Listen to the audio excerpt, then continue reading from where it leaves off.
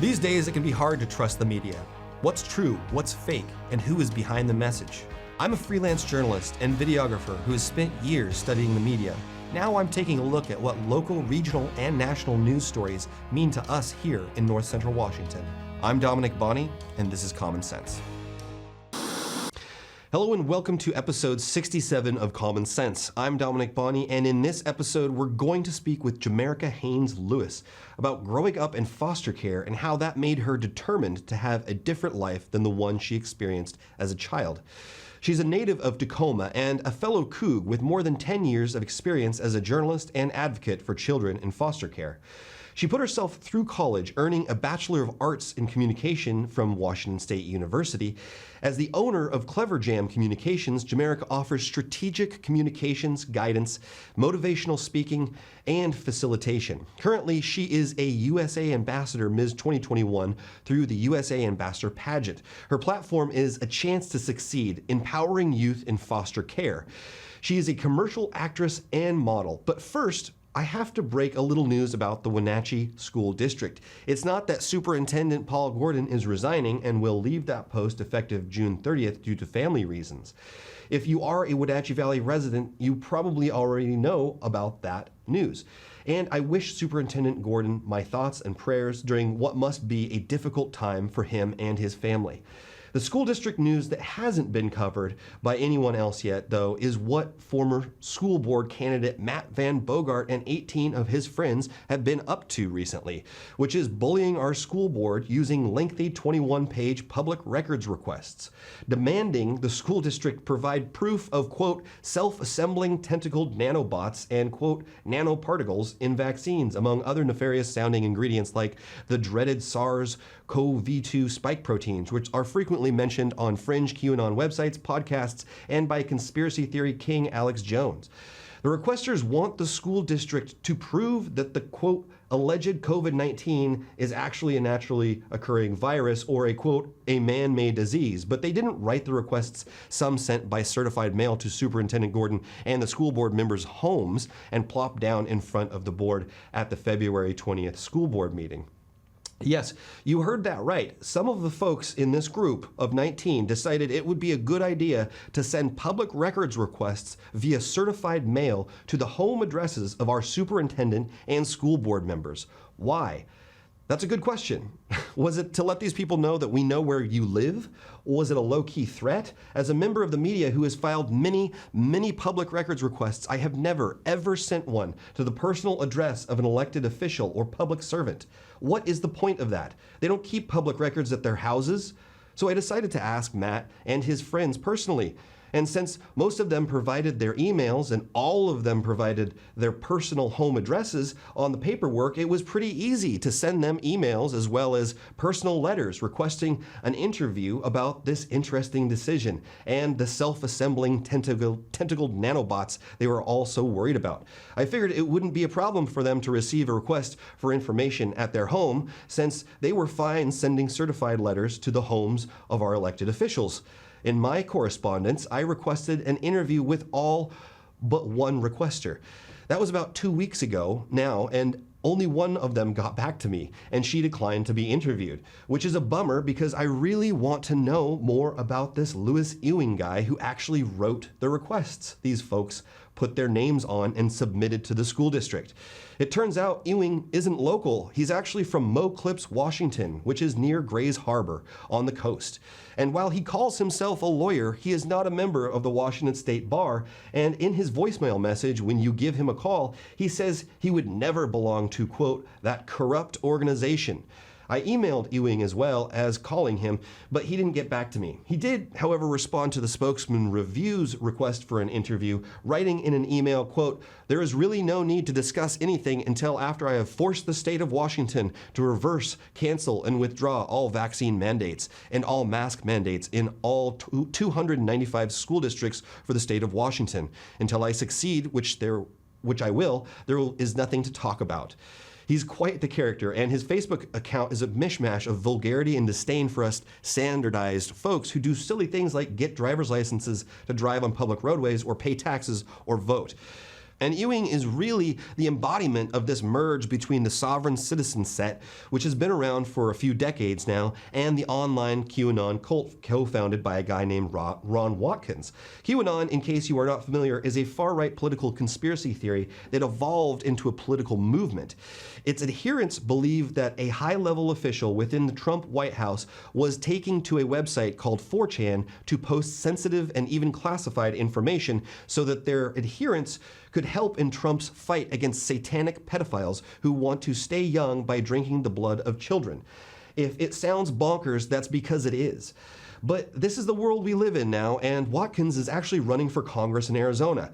He has also started an organization called Bonds for the Win, designed to unseat school board members and infiltrate districts in the state, according to Vice News. Quote, "The communist creeps at our school boards are now taking our parental rights away by teaching our children that they can be vaccinated without parental consent," Watkins shouted at a school board meeting in Scottsdale, Arizona in January, adding that, quote, "Communist school boards are now indoctrinating our children with transsexual propaganda and teaching them to be racist against white people by teaching racist Biden's racist critical race theory," end quote. At that meeting in January, his followers then served large packets of public record requests to the school boards.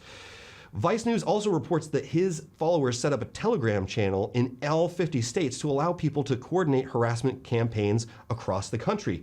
From 4chan, one of the grossest places on the internet, to Arizona politics, to our school board right here in little old Wenatchee, Washington. That is the progression of how right-wing political activists like Ron Watkins, Luis Ewing, and Matt Van Bogart and his friends are coordinating to attempt to bully our elected officials. Time will tell if that tactic will work, but since this incident has gone wholly uncovered by other members of the media here in North Central Washington, it's a good bet that they will be able to continue with these antics without any pushback from the community. And doesn't that say a lot about our local media, or lack thereof? Doesn't the community deserve to know when the people we elect are being harassed and bullied by political activists seeking to waste taxpayer dollars with these fool's errands?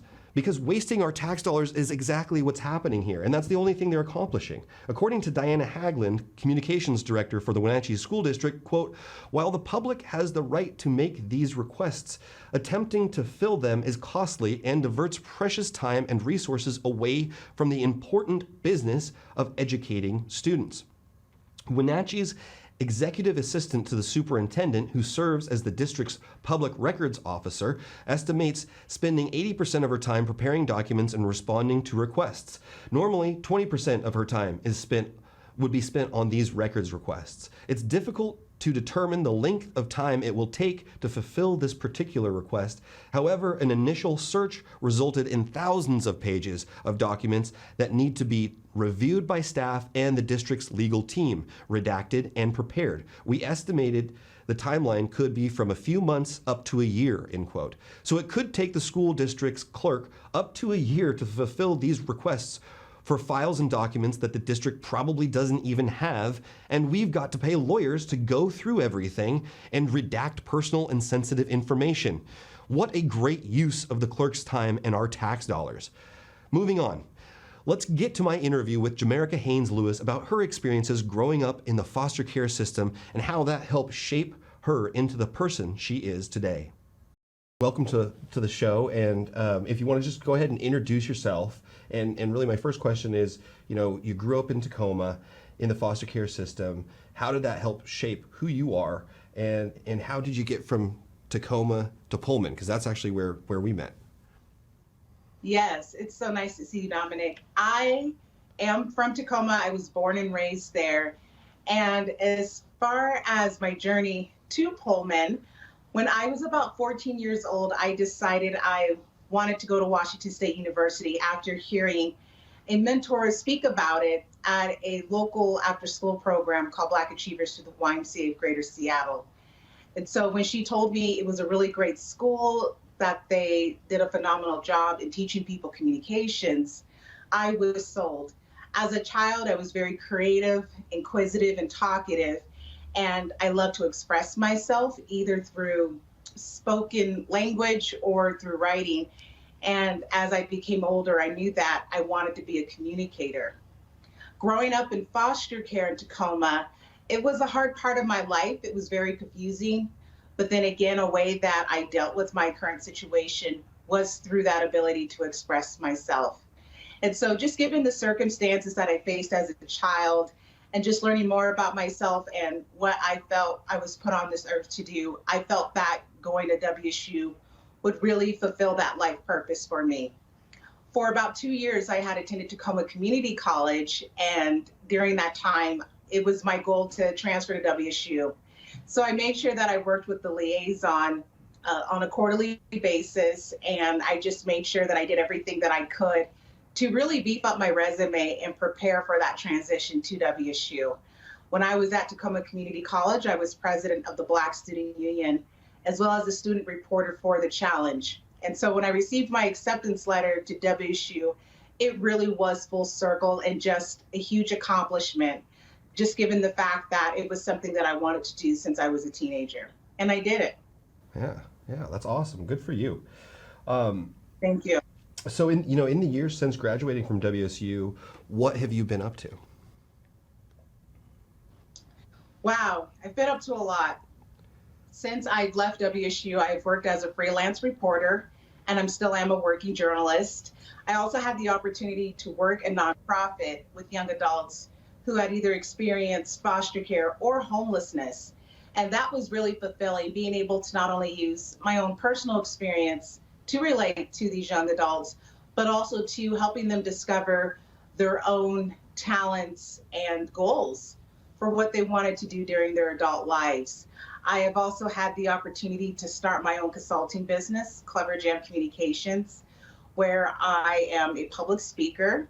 I speak about my experience of growing up in the system, as well as what we can do to overcome adversity in our lives. I don't think anyone is immune to that, and it's important to know that no matter what you're going through, you're not your circumstances, and you can go on to live a happy and fulfilling life even when you do face challenges. Along with that consulting business, I also do strategic communications development and facilitation. I have also had the opportunity to compete in pageants again. I was doing that while I was a sophomore and junior in college. I had started off with the local Miss America system pageant, Miss Pierce County. And then after graduating from college, it was 10 years later when I had learned about the USA Ambassador pageant, and I still had that desire to help other people, especially with me having gone through foster care. And so I had developed a platform called A Chance to Succeed, Powering Youth in Foster Care. And when I competed, I was Ms. Evergreen State. And last year on my birthday, I won the national title. And that has just opened up an array of opportunities, from being able to promote my platform on a national level, as well as being able to tell people that families need help in our communities, and no matter who they are, they deserve that help. And really, that is the foundation of my platform, is doing what we can to support families, not only during times of crisis, but really building that sense of community so that families feel like they belong in their communities. Yeah.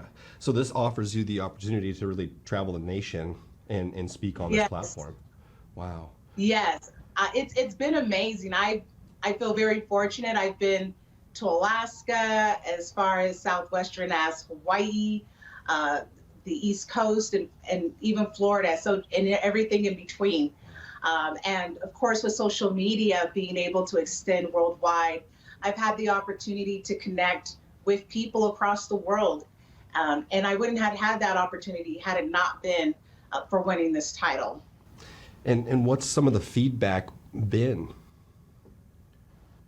from folks? It varies, but I would say it always surprises me. I've had a couple of people come up to me and say, "You don't look like you went through foster care," or, "Wow, you've really inspired me to think about becoming a foster parent and helping another young person." And I think that's why it's so important to bring awareness to issues, so that people can be educated on the fact that even if someone goes through a particular challenge, they may not necessarily look like their experience. And I think that's the case for all of us, right? Where we may not look like the hardships we go through. So it's important to talk about those issues that impact people, so that people don't feel alone, but they also know that they have that support. And also, too, by being able to talk about these different platforms, namely my own, people can find out ways in which they can get involved beyond just advocacy or education. Whether someone wants to be able to host a donation drive for an organization that supports children and families, or if they want to become a foster or adoptive parent, or just learn how to become a better parent on their own. I think that awareness really serves those purposes. Stay tuned for more after the break.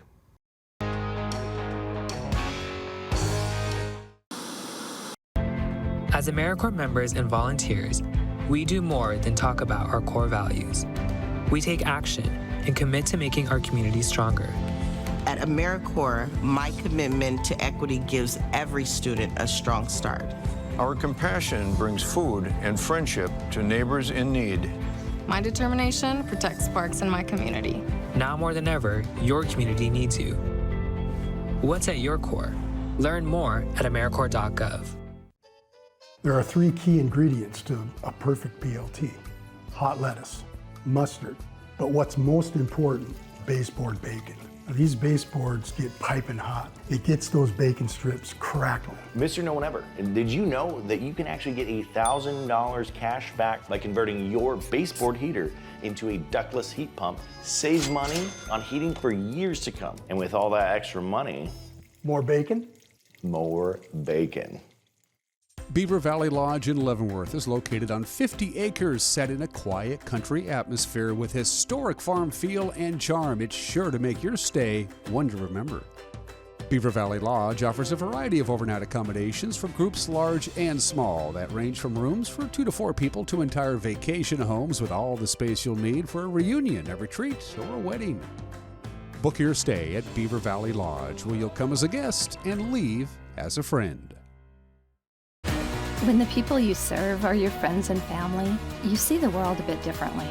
You understand that your survival depends on the health and strength of your relationships. Your word is your reputation, and that doing the right thing is the only way of life that matters. At Confluence Health, we remain humble. Trust is a gift that is earned, a privilege, an honor. And we remain grateful for the trust you place in our hands.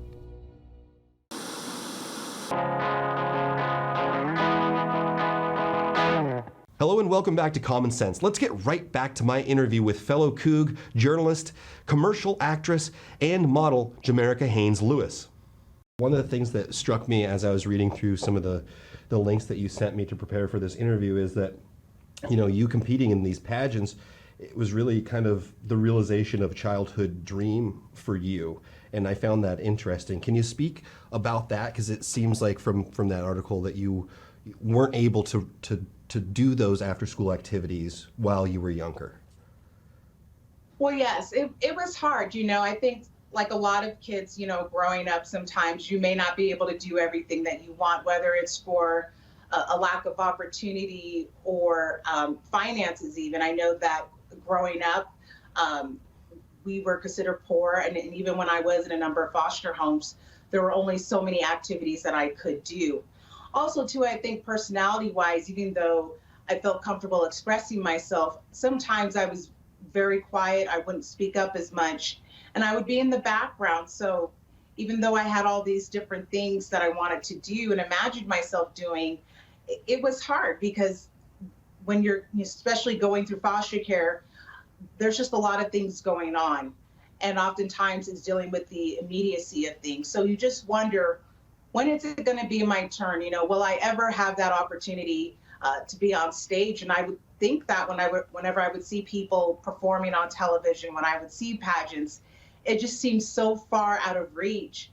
But it was always a desire that I had. So when I started attending college and I saw that posting on the scholarship board to do Miss Pierce County, I was like, this is my chance. Now I have the freedom and the resources to do this. And that's one thing I would encourage for anyone, is that if they can help a child to engage in any activity or something that they want to learn, being able to support that. And also to, whether you're a young person or a full-fledged adult, being able to go after your dreams, you know, and make it happen. I think there's a lot of research and now resources to help people do that. Yeah. So I think that's the way that I overcome that. Yeah, absolutely. And you kind of spoke to it, but my follow-up question was going to be, what advice would you have to younger women and girls who might, like yourself, be interested in that, but maybe lack a little of the confidence to go and seize the moment?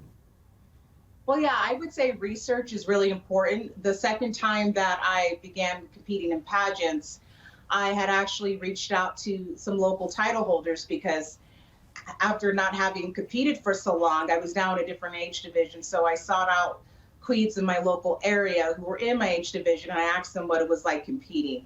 I would also say observing too. I went to a couple of pageants to see what it was like because it had been such a long time since I competed. And also too, just giving yourself time to really think about it. You don't have to make a decision right away because anything you do commit to, it does take time and energy. So I think doing all of the above really gives you not only the opportunity to honor that desire, but I also think it gives you the opportunity to see what is truly feasible. Yeah. And so earlier this month, you were a guest speaker. You did an intro keynote at the Murrow Symposium, which, is a great honor. And most people who have attended WSU know what the symposium is. But can you explain briefly, what is the Murrow Symposium and what was it like to be invited to speak? Yes, in simplest terms, the Murrow Symposium is the professional development conference that is held at the Murrow College of Communication at Washington State University. And when I was there, I studied communication with an emphasis in journalism, both in broadcast news and production, as well as print journalism. And it's an opportunity for professionals in the industry and all different sects of communication, whether it's advertising, public relations, journalism, organizational communications, whatever may have you, to come back and work with the students and teach them through workshops. We also do job coaching, and as well as networking events. And for me to come back as an alumni and be the keynote speaker, it was really full circle. That was one of my favorite events as a student, was the Murrow Symposium. And I had an opportunity to share with the students the importance of really sharing their own stories, listening to other people, as well as just continuing to learn about themselves as well as other people in the world around them. I think that's what it means to elevate and advocate for those, and that was the theme of this year's symposium. And it is open to the public, and so I think it's a great resource that Murrow College puts out there every year, and it was really a joy to be a part of it this year as well. Yeah, absolutely. And I'm going to link to those videos in the show notes. So I encourage, like you said, it's open to the public. I encourage people to attend if they can't watch the stuff online, because there's a lot of really relevant information, not just for professional communicators and people in media, but just people in general. So, so can you, explain how this USA Ambassador program works, and I guess, how your platform may be different from other people who have held your position? Yes, well, platforms can vary quite a bit, and following a line of very successful women, some of their platforms included the arts, beating cancer, mental health awareness, women empowerment. I believe what makes my platform different is that it really shines a light on a population that typically isn't shown in the media. Being a professional young woman and having my own business, as well as being a national title holder, I've noticed that tends to be very much spotlighted, especially being a woman. We often don't hear the stories of people who go through poverty, who aren't educated, or who don't have a lot of resources. And so I think what's really viable about my platform is that it shines a light on people in the United States whose stories aren't always told, or they may be depicted in one-dimensional ways, right? They may be always seen as perpetrating crimes in the media, right? Or always just being the recipient of a social service rather than being seen as emotional, complex beings who have a lot to offer, who do work jobs, who do go to schools in the same churches in our communities. And so that is one thing that I feel very proud of my platform, is that I'm showing people that people, even though they go through the system and they may be going through a hard time, it allows them to see that they are still people. They can still go on to, earn more money through employment, go and get a post-secondary education, whether that's through a trade school, college, or work their ranks up through a company. It doesn't matter where you start. It's about really knowing that you are a part of the community and that you're worthwhile in spite of your social economic status. So that is something that I feel is unique about my platform. Yeah, and I think that's really important, is the representation. And like you said, maybe a group of people, it's important to break this stereotype that we see in the media so often in portraying people in certain groups that, they're always perpetrating crimes, or like you said, recipients of social services, but not achievers, and people who build their own businesses from scratch and go and accomplish things like yourself. So that's why I wanted to do this interview, one of the reasons. What advice, I guess, or what would you say to people who might be considering becoming a foster parent? Yeah, I would say, as we had mentioned about goal setting with young women and how to achieve doing something they've always wanted to do, I would say the same thing with foster parenting. There's so much research out there. One resource that I would name is the National Foster Parent Association. When I was younger, my foster mom would take my siblings and I to these different conventions the group would hold. And apart from workshops and education, you can learn about what it means to be a foster parent, as well as learning about what brings children and families into the system and what we can do day to day to support families in our community. Also, too, here in the state of Washington, if you go to the website for the Department of Children, Youth, and Family Services, you can also find out more information about becoming a foster parent. I'd like to thank Jamerika for joining me as my guest for this episode. May is Foster Care Month, and Washington State is in dire need of quality people to step up and be foster parents. If you have the ability and desire to become a foster parent, I urge you to consider it and become one if that is right for you. It could be the most important and impactful thing you've ever done, and even if you bring stability, love, and peace into one child's life, you will have made a positive impact not just on that child, but also on our entire society. If you'd like to know more information about how to become a foster parent, you can pause this program right now and scan this code with your smartphone and learn more. Or you can find the link on how to become a foster parent in the show notes for this episode.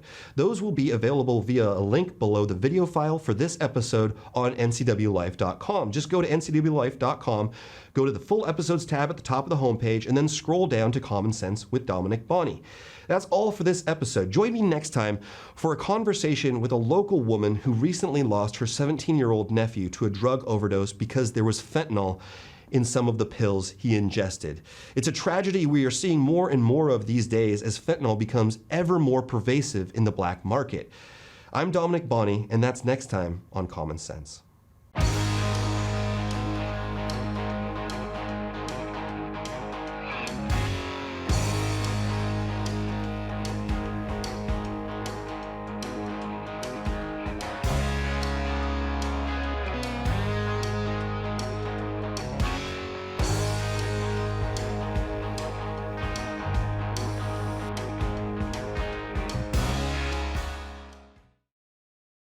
Find ageless beauty at Chelan Valley Skincare. Cindy offers the most up-to-date treatments for personalized skincare. If sagging skin or acne scars are some skin challenges for you, Chelan Valley Skincare offers non-invasive, non-surgical skincare. With up-to-date technology for shorter treatment plans, you'll benefit from Cindy's expertise to help you accomplish your skincare goals. Please stop by their website for details on all their services. Call Cindy today for your free consultation.